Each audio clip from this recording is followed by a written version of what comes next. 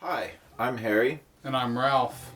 and today we're going to talk about a fun-filled, magical, enchanting series called Harry Potter. Most of you have probably heard about it. It's one of the best-selling series of all time, both for books and movies. I think a lot of people have kind of grown up with the series and know it really, really well, and it's probably one of the defining movies of the 2000s. It is. And today we're going to talk about their first movie that came out in 2001, Harry Potter and the Sorcerer's Stone. We're going to talk about the first film in the series, Harry Potter and the Philosopher's Stone, or released in the US as The Sorcerer's Stone. So, Harry, what do you think of this film? Well, when I watched this film, I could tell right away that this film had a theme for intolerance of anybody that's different.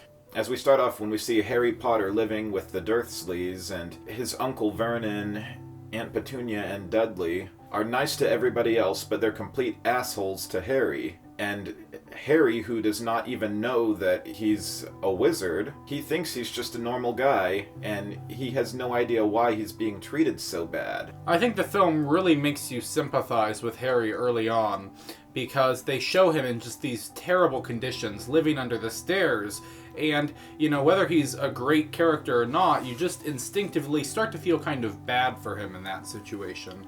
So I think they do a good job.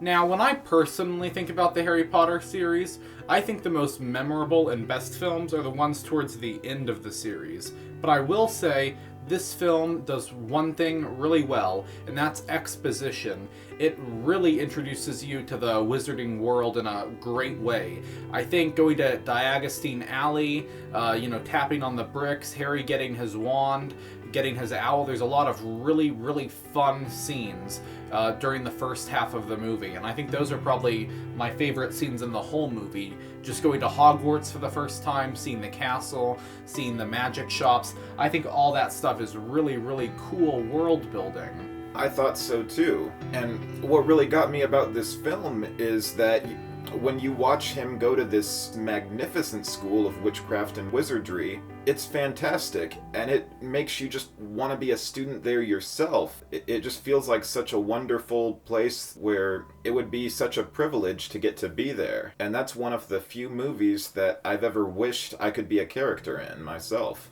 Yeah, it would be pretty nice to get to go to Hogwarts. Normally, you wouldn't want to live inside the world of most films, but I think Harry Potter would be kind of nice, at least in the early movies, maybe not so much later on. And that's one thing that I think this film does really well, is that it sets up the later movies really well. Because I think, this might honestly be my least favorite of all the Harry Potter films, just because it takes so long to finally get going. But I think that does the other films a favor, because it establishes a whole lot of elements, a whole lot of set pieces in this world. And when the second film or the third film comes in, they don't need to establish all this stuff. They can just get going right into the story. And I think that's really nice. So this film is, I think, one of my least favorite of the Harry Potter films, but I think it does a really good job setting up the other films. And of course, it was the one that started them all. So, I think really historical film, if nothing else. Well, I'm surprised this is your least favorite film, because I really liked this film. However, when you watch this film is very comedic, as we see funny scenes like Harry's house being flooded with letters, Dudley falling into a snake tank, a snake getting loose in the zoo and terrorizing people. And there's many funny scenes after that when they get to Hogwarts, like screwing up on the brooms and fighting a troll. It's very comedic, and it's also very light-hearted compared to most of films. And this one feels very much like a family film, like for a mom and dad and the kids to all watch together. Yeah, you're right. I think that this is kind of a good family film. The other films are still marketed at teenagers and at young people, but this one feels like it's the most aimed at kids. And I think that that's really good for the target audience, because the films naturally kind of get darker and more serious. I've never seen another series like that, where not only do the characters age and become older, but the themes and storylines become older and more mature as well. So, really amazing. I think Daniel Radcliffe, Harry, is a great actor, even in movie 1. He just gets better as they go along, but it's pretty incredible that they were able to spot him that young. I mean, Emma Watson also, just the entire cast of kids are fantastic. And I normally don't like child actors, but I think they're all really good. And I think that normally you take an actor who's good in a comedic setting and you make it more dramatic, it's going to get worse. But I think those kind of funny kids they establish in the first film, they are really good as teenagers when they get older also. So, you know, I think this film had a lot of really good ingredients that just opened it up for a lot of great sequels. I agree with that. Absolutely. And I just admired so many of the characters in this film. We've got Dumbledore, who's like an old Santa Claus, and then Hagrid is like just this big teddy bear who you just want to hug. Oh, I love Hagrid. And then there's Severus Snape, who may not be evil, but he's very cold and very unapproachable. And when you're in his class, it's like you think of yourself in his class, and you do not want to get on his bad side. You're right. You know, maybe we won't talk about Severus Snape as much in this movie, but I think he's one of the most interesting characters in the whole series, and you don't really realize why until later. And then there was Professor McGonagall. I forgot the actress who played her. Oh yeah, but I love her. I think that she really comes off as kind of grandmotherly, but just with her voice and her hat, I think she's really wonderful. She's kind of like the opposite of Umbridge, in that she seems like a really nice old lady. And she had great integrity too, because I felt that even with people in other sorting houses like Draco Malfoy, she applied the same rules and codes to him as she did to Harry, Ron, and Hermione. And although Draco is an asshole and he's not very likable at all, you wonder why he hates Harry so much, she showed great integrity by holding him to the same standard as those in her own sorting house, Gryffindor. Yeah. I really liked this movie, but I am going to want to touch on some negatives.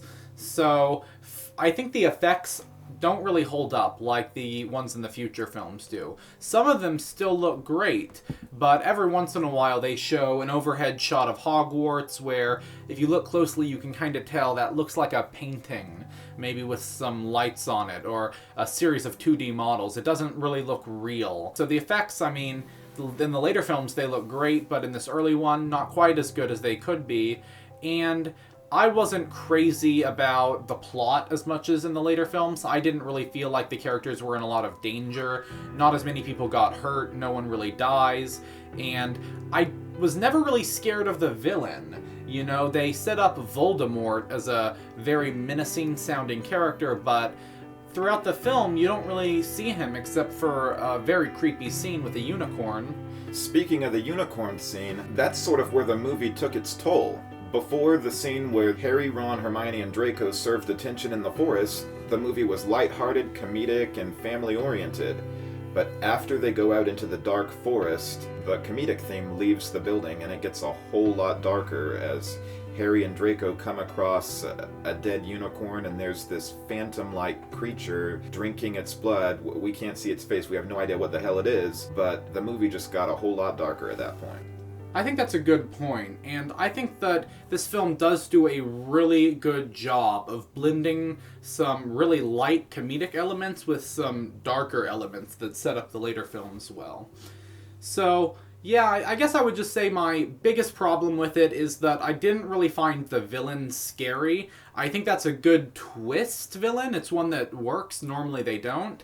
But I was never really scared of him, and I don't think he's that memorable. Definitely not as memorable as some of the other villains in the series. Well, at the time of seeing this, I was like 10 years old when I saw this movie for the first time, and it was a film like no other. I had never seen a magical school of witchcraft and wizardry just come to life the way it did in Hogwarts, where you watch the staircases that change, and you watch the spells cast, and you see these mythological creatures like the three-headed dog, the centaur, and Hagrid even kept a dragon. Hagrid really seems to like magical, monstrous creatures, we'll say. Yeah, I think that there's a lot of great creatures in the film, and a lot of good characters. But I think that the story's a little bit too comedic, and it'll start to shine a little bit better once they make it more serious and work on the story just a little bit. So, what do you think you would give this film out of 10? I had to think a lot about it, but I thought it was a beautiful story, and it felt very real with Harry being new. It almost felt like it was my first year at Hogwarts, where I'm learning how to cast spells. You're right, it does feel like we're kind of learning about the world with Harry, and I think that helps the audience connect with him. And we learn about this dark wizard. We dare not speak his name. Oh, No, I'm not going to say his name. Starts with a V. He who must not be named. So, I'm going to give this movie an 8.5 out of 10. Wow, that's really high. You know, there are some Harry Potter films that I think I might rate that high, but not this one. I really like it, but I think I like what it set up a little bit more. So, I love the series. I've seen this film probably at least half a dozen times, but I'm going to give this one a 7.5 out of 10. So that would put our average rating at an 8 out of 10, or 4 out of 5 stars. Yeah, that's pretty good. It is pretty good.